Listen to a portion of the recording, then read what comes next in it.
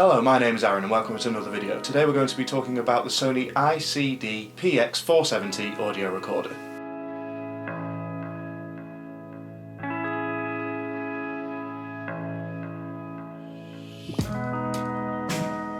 But before we get started, please consider subscribing to the channel and dropping a like on the video.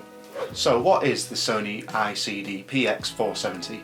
Well, to start with, that name is a bit of a mouthful. It is a digital audio recorder which I have started to use for secondary audio for my videos. Its advertised uses are for recording lectures and meetings. I'm using it as a secondary audio recording device alongside the camera I'm using, which is the Sony A5100. I'm doing this because the Sony A5100 doesn't have a mic input on it, which means you're relying only on the microphone built into the camera. Using the mic built into the camera means you're limiting your usage of this camera's audio capabilities in outside environments or noisy environments. So let's look at the specs of the ICD PX470. It comes with focus and wide recording settings. You would use this depending on whether you want to record one voice, which is focus, or wide for a whole room, perhaps for meetings or lectures, or if you're making a video, if you're recording a room with a few people in it rather than just yourself. It also has a built-in USB connection for quick file transfer with no cable. You can see that just pops out here. It also has 4 GB of internal storage, which I find is quite reasonable, but there is also a micro SD slot for optional extra storage. You can see the grill at the top of the device here is the stereo mic, and more importantly here is the mic input, which you can use for a lapel mic, for example, and also there is a headphone jack for playback. This unit is a little bit more bulky compared to other audio devices, and that's because it's powered by batteries, in this case AAA batteries, which are included.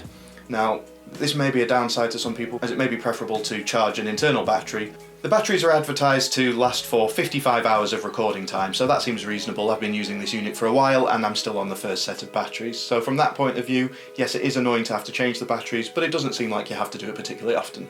So the things I like about this audio recorder: it has a few different record modes, which is the quality of audio that you are recording on the device. The highest of which is the LPCM 44.1 kHz 16-bit audio, which is probably about the highest quality audio you're going to require. When you transfer these audio files across to your computer, they'll probably come up as a WAV format, which means it's higher quality than MP3. And you can also record in MP3. I don't find the quality difference is too bad, and it means you can record more on the device. Another feature I like is Scene Select. So Scene Select is a really unintuitive name for what is basically recording type, as I would call it. This means the device will automatically change its settings to fit certain scenarios, which means settings for scenarios such as meetings, lectures and interviews.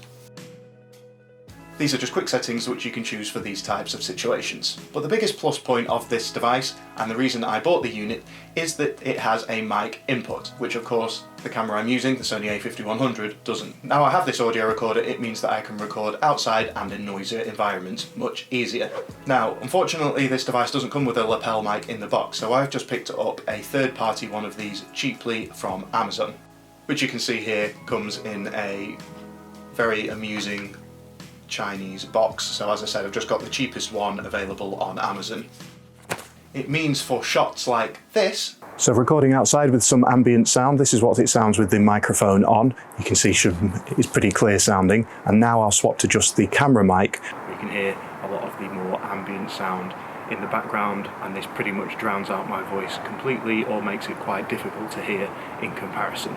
Of course, this audio difference is much less noticeable in a controlled environment, for example in here. So compare this now, which is the camera audio, compared to this, which is recording from the audio recorder's built-in mics, not the lapel mic. As you can tell, that's only a very slight difference. So I would say, if you're only going to be recording indoors in controlled environments, it may not be necessary for you to pick up a recording device such as this. But if you are going to be recording outside, it is obviously a big plus. So should you buy the Sony ICD PX470? For me, I was starting to find my video productions slightly limited by the built-in mic of the Sony A5100. If I was using a camera with a built-in mic jack, then I would just be using that. But it was cheaper for me to pick up this external audio recorder.